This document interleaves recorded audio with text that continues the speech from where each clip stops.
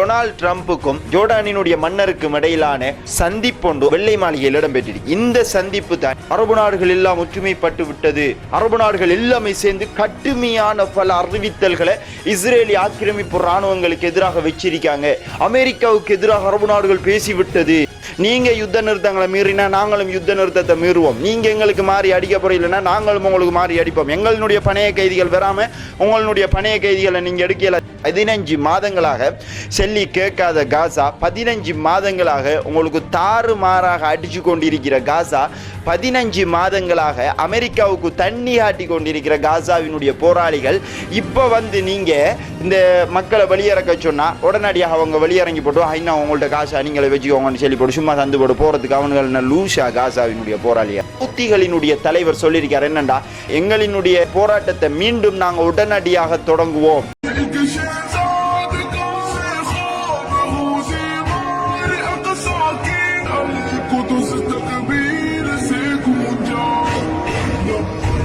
கடந்த 15 மாத காலமாக பாலஸ்தீனிய மக்கள் எவ்வாறாக எல்லாம் கஷ்டப்பட்டாங்க, எவ்வாறெல்லாம் அடக்குமுறைகளுக்கு உட்பட்டாங்க, மனித நேயத்திற்கு அப்பாற்பட்ட, ஐநாவினுடைய சட்ட திட்டங்களுக்கு அப்பாற்பட்ட, ஐநாவினுடைய விதிமுறைகளுக்கு அப்பாற்பட்ட பல விடயங்களை இஸ்ரேலி ஆக்கிரமிப்பு இராணுவம் காசாவினுடைய நிலப்பரப்பில் செஞ்சு கொண்டிருந்தாலும் அதை கேள்வி கேட்கறதுக்கு வக்கற்ற நாடுகளாக நேட்டோவினுடைய நாடுகள் மனித உரிமைகளை இந்த உலகத்தில் நாங்கள் தான் பாதுகாத்து வைத்திருக்கின்றோம் அப்படி என்று சொல்லிக் கொண்டிருக்கின்ற United States of America, United Kingdom அத்தனை நாடுகளாலையும் இதை தடுத்து நிறுத்துறதுக்கு கடைசி வரைக்கும் இயலாம பெய்த்து அப்படிங்கிற உண்மையை இந்த உலகம் இப்ப இந்த 15 மாதங்களாக விளங்கி இருந்துச்சு அப்படிங்கிறது நம்ம எல்லாருக்குமே தெரிஞ்ச ஒரு விஷயம். ஓகே, ஒரு சைட்ல நேட்டோ நாடுகள் தான் இப்படி இருக்காங்க, அமெரிக்கா தான் இப்படி இருக்காங்க, அவங்க எப்பயுமே இஸ்ரேலுக்கு சப்போர்ட் பண்ணுவாங்க. என்னடா இஸ்ரேலை உருவாக்கினதே அவங்க தான், இது எல்லாத்தையுமே பார்த்துக்கொண்டு அரபு நாடுகள் என்ன செஞ்சு கொண்டு வருது அப்படிங்கிற கேள்விகள் எல்லாமே கடந்த 15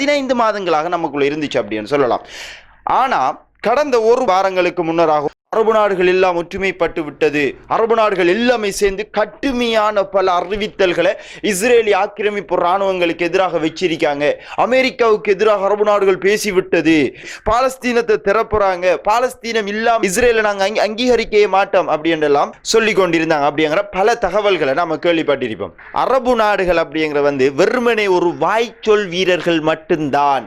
அரபு நாடுகளுக்கு ஆண்மை இல்லை அப்படிங்கிறத இன்னைக்கு நடந்த ஒரு விஷயம் நமக்கு கன்ஃபார்மா தெளிவா சொல்லிருக்கு அப்படின்னு சொல்லலாம். என்ன அப்படின்னு சொன்னா, ஜோர்டானினுடைய கிங்கா இருக்கிற அப்துல்லா அமெரிக்காவுக்கு ஒரு சுற்றுப்பயணம் மேற்கொண்டிருக்கிறார். அந்த சுற்றுப்பயணத்துல டொனால்ட் ட்ரம்புக்கும் ஜோர்டானினுடைய மன்னருக்கும் இடையிலான சந்திப்பொன்று வெள்ளை மாளிகையில் இடம்பெற்றிருக்கு. இந்த சந்திப்பு தான் இன்னைக்கு இப்ப பேசப்பட்டு கொண்டிருக்கிற மிக முக்கியமான விடயங்கள் உண்டாகி. கிங் அப்துல்லா அமெரிக்காவில் வச்சு இன்னைக்கு சொல்லிக்காரு என்ன அப்படின்னா, 2000 பாலஸ்தீனிய சிறுவர்களை ஜோர்டானுக்குள்ள நாங்க எடுக்க போறோம் அப்படின்னு சொல்லியிருக்காரு. ஆனா இதே ஒரு கிழமைக்கு முந்தைய என்ன சொல்லியிருந்தாங்க, எந்த காரணத்தால் பாலஸ்தீனிய மக்களை நாங்க எங்களுடைய பிரதேசங்களுக்குள்ள எடுக்க மாட்டோம் அப்படின்னு தானே ஜோர்டான் சொல்லியிருந்தாங்க, எஜிப்ட் சொல்லியிருந்தாங்க, அரபு நாடுகள் எல்லாமே சேர்ந்து கடுமையான அறிவித்தல் எல்லாமே விட்டு இருந்தாங்க. ஆனா இப்ப என்ன நடந்தீங்கன்னு பாத்தீங்களானே, அது மட்டும் இல்லாம கிங் அப்துல் அதுக்கு மேலதிகமாக இன்னொரு படி மேலேயே போய் ஒரு விஷயம் ஒன்று சொல்லியிருக்கார்.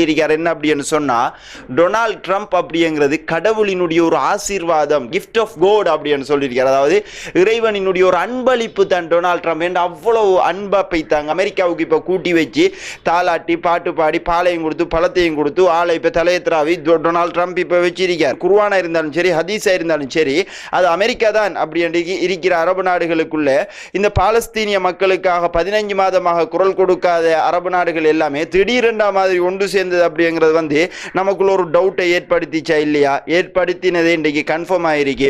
ஜோர்டான் நிச்சயமாக பாலஸ்தீனிய கைதிகளை இப்ப எங்களுடைய நாட்டுக்குள்ள எடுக்க போறோம் அப்படின்னு சொல்லியிருக்காங்க.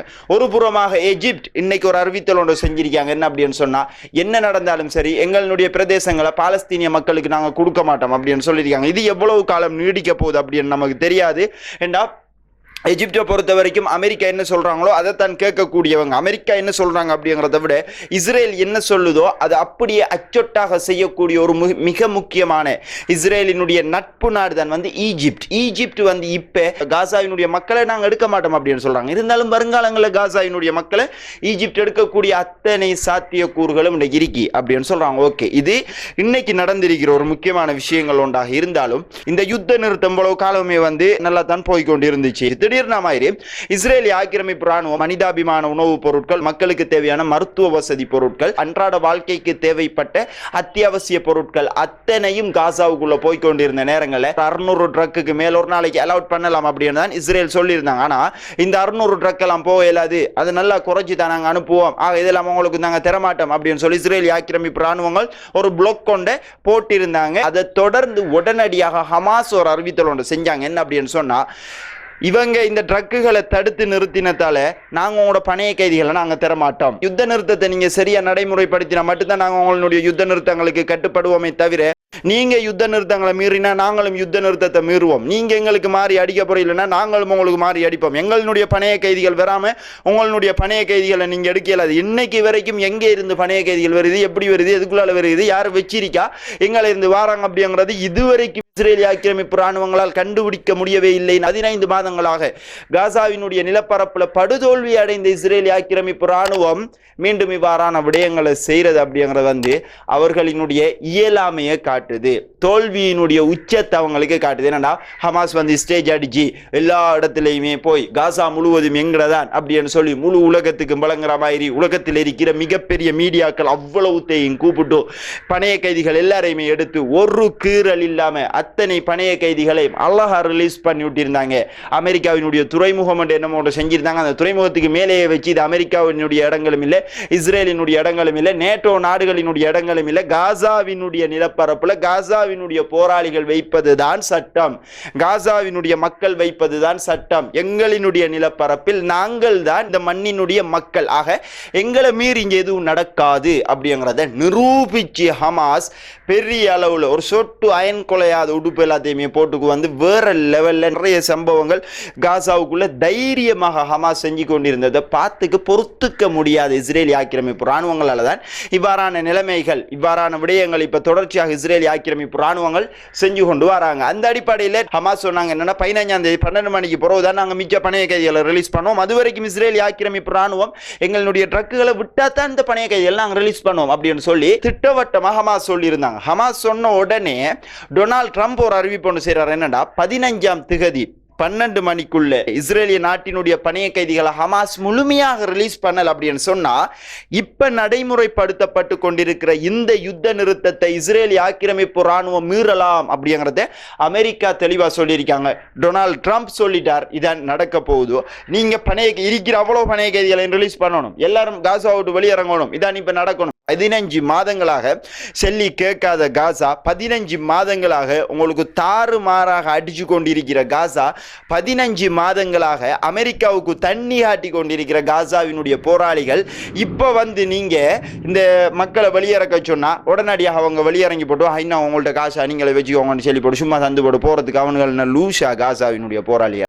அதுக்கு இவ்வளவு காலமாக அவங்க போராடினேன் அப்படின்னு கேட்டால் அதுக்குள்ள பல கேள்விகள் எல்லாம் இருக்கு. இதெல்லாம் நடக்க போற விஷயம் கிடையாது, அந்த மக்கள் அங்கே இருந்து வெளியிறங்க போறதும் கிடையாது, காசாவினுடைய போராளிகள் அந்த இடங்கள்ல இருந்து வெளியிறங்க போவதும் கிடையாது. என்ன காசாவினுடைய போராளிகளே சொல்லிட்டாங்க, நீங்க அடிச்சா நாங்கள் உங்களுக்கு அடிப்போம் அப்படின்னு அவங்க சொன்னது இதுல இருந்து தெளிவா வழங்குற விடயம். காசாவினுடைய போராளிகளும் காசாவினுடைய மக்களும் உறுதியாக இருக்கின்றார்கள், முழுமையான ஒரு பாலஸ்தீனம் எங்களுக்கு கிடைக்காமல் இந்த யுத்தம் முடிவடைய மாட்டாது அப்படிங்கிறதுல உறுதியாக இருக்காங்க. இவ்வாறான அறிவித்தல்கள் எல்லாமே வந்த உடனே, அதாவது 15ஆம் தேதி என்று 2 சைட்ல இருந்தும் பணைய கைதிகள் ரிலீஸ் பண்ணணும், அப்படி இல்லைன்னு சொன்னா யுத்த நிறுத்தத்தை மீறலாம் அப்படின்னு சொல்லி டொனால்ட் ட்ரம்ப் இவ்வாறு சொன்னதன் பிறகு உடனடியாக அன்சார் அல்லாஹ்களின் தலைவர், ஹூத்திகளினுடைய தலைவர் சொல்லியிருக்கார் என்னண்டா எங்களினுடைய போராட்டத்தை மீண்டும் நாங்கள் உடனடியாக தொடங்குவோம், ஹவுத்திகளை இதுவரைக்கும் யாரால தோற்கடிக்கவும் முடியல, இதுக்கு புறவும் உங்களால தோற்கடிக்க முடியாது, எங்களுடைய கட்டளைகளை மீறும் அத்தனை கப்பல்களையும் செங்கடலில் வைத்து நாங்கள் மடக்கி பிடிப்போம், அத்தனை கப்பல்களில் உள்ளவர்களை நாங்கள் எங்களுடைய பணைய கைதிகளாக மாற்றுவோம், முன்னர் இருந்ததை விட டபுள் மடங்கு நாங்கள் அவங்களுக்கு அடிப்போம், இஸ்ரேலிய ஆக்கிரமிப்பு ராணுவங்களினுடையதும் இஸ்ரேலிய நாட்டினுடையதும் பொருளாதாரத்தை நாங்கள் முழுவதுமாக முடக்குவோம் அப்படின்னு ஹவுத்திகள் சொல்லியிருக்காங்க. ஹவுத்திகள் சொன்ன உடனே ஈரான் தரப்புல இருந்து ஒரு தகவல் ஒன்று டைரக்டா வந்துச்சு. என்ன அப்படின்னு சொன்னா இவ்வாறு யுத்தம் ஆரம்பிக்கப்பட்டால் உடனடியாக லெபனானும் இந்த யுத்தத்திற்குள் வரும். ஹிஸ்புல்லாக்களினுடைய தாக்குதலும் வீரியமாகவும் தீவிரமாகவும் பாலஸ்தீனிய போராளிகளுக்கு ஆதரவாக இருக்கும் அப்படிங்கிறத உடனடியாக ஈரான் சொல்லியிருக்கிறதும் முக்கியமான விடயங்கள் ஒன்றாக இந்த இடத்துல கருத்தில் கொள்ளப்பட வேண்டிய விடயங்கள் ஒன்றாக யமனினுடைய அன்சார் அல்லாக்களாக இருக்கலாம், அதே போன்று லெபனானினுடைய ஹிஸ்புல்லாக்களாக இருக்கலாம். நாங்கள் யுத்தத்தை தோங்குறதும் யுத்தத்தை தோங்காம இருக்கிறதும் ஹமாஸினுடைய கையில தான் இருக்கு.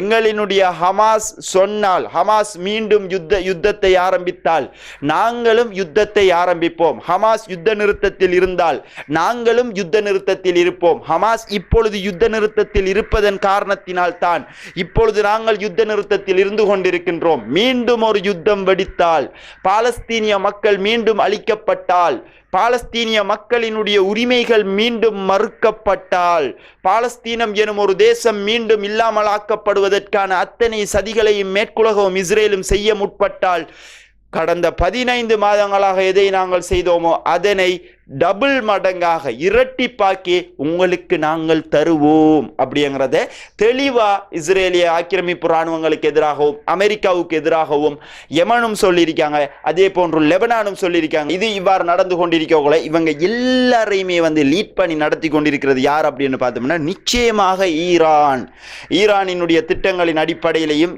ஈரானினுடைய இழப்புகளுக்கு மத்தியிலையும் பெரும் பெரும் தலைவர்களினுடைய இழப்புகளுக்கு மத்தியிலையும் பாலஸ்தீனத்திற்காக ஈரான் நின்று கொண்டுதான் இருக்கும் அப்படிங்கிறத அலி கமேனி சொல்லியிருந்தார். என்ன அப்படின்னு சொன்னா, அமெரிக்கா அவர் நேரத்தோடைய சொல்லியிருந்தார், போன கிழமை சொல்லியிருந்தார், அமெரிக்கா எங்களினுடைய பொருளாதாரத்தை முடக்கினால் நாங்களும் அமெரிக்காவினுடைய பொருளாதாரத்தை முடக்குவோம்.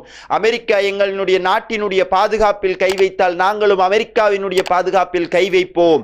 இதுக்கு எந்த ஒரு விதத்திலும் ஈரான் பின்னிற்காது, முழுமையான பதிலடியை ஈரான் வழங்கும் அப்படின்னு சொல்லி அவர் வேற லெவல் ஒரு பதிலடி ஒன்று கொடுத்ததுக்கு பிறகு ஹமாஸ் சொல்லியிருக்காங்க என்ன அப்படின்னு சொன்னா, பிடிப்போம், நாங்க அடிப்போம், ஹமாஸை கிழிப்போம், உடனடியாக அவ்வளவு பேரையுமே அவ்வளவு பணைய கைதிகளையுமே நாங்க கூட்டிக்கு வந்துருவோம், ஒரு கிழமை எங்களுக்கு கணக்கு அப்படின்னு சொல்லி கொடுத்தானே நீ வந்த, இப்போ உனக்கு அடிச்ச அடியில தலை கலண்டு எல்லாம் கலண்டு பைத்தியமாகி கடைசியாக இந்த நிலைமைக்கு வந்திருக்க பைத்தியங்கள் இந்த பைத்தியங்களுடனே கூட்டி சேரும் அப்படி நெத்தன்யாகவும் டொனால்ட் ட்ரம்பும் சேர்ந்து அன்பாரான விடயங்களை செஞ்சு கொண்டிருக்காங்க.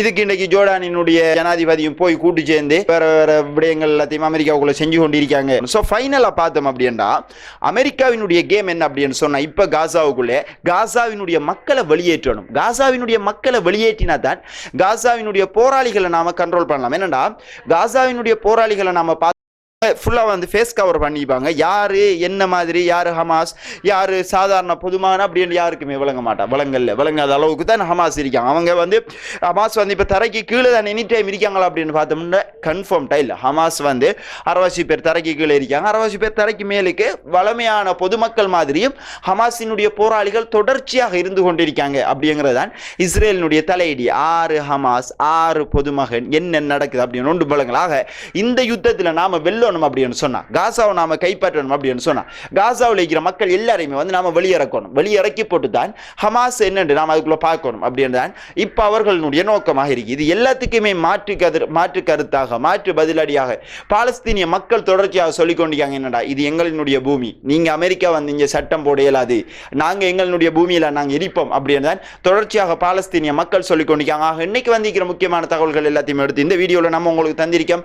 இந்த வீடியோ சம்பந்தப்பட்ட கருத்துக்களை கீழே கமெண்ட் பாக்ஸ்ல கட்டாயம் பதிவிடுங்க. இதுவரைக்கும் நம்மளுடைய சேனலை ஃபாலோ பண்ணல, சப்ஸ்கிரைப் பண்ணல அப்படின்னு சொன்னா பண்ணிக்கொள்ளுங்கள் அப்படின்னு சொல்லி கேட்டுக்கொண்டு இந்த வீடியோவில் இருந்து விடைபெறுகின்றேன். இதுவரைக்கும் உங்களுடைய நேரங்களை ஒதுக்கி நம்மளுடைய வீடியோ பார்த்ததுக்கு மிக்க நன்றிகள். Thank you very much.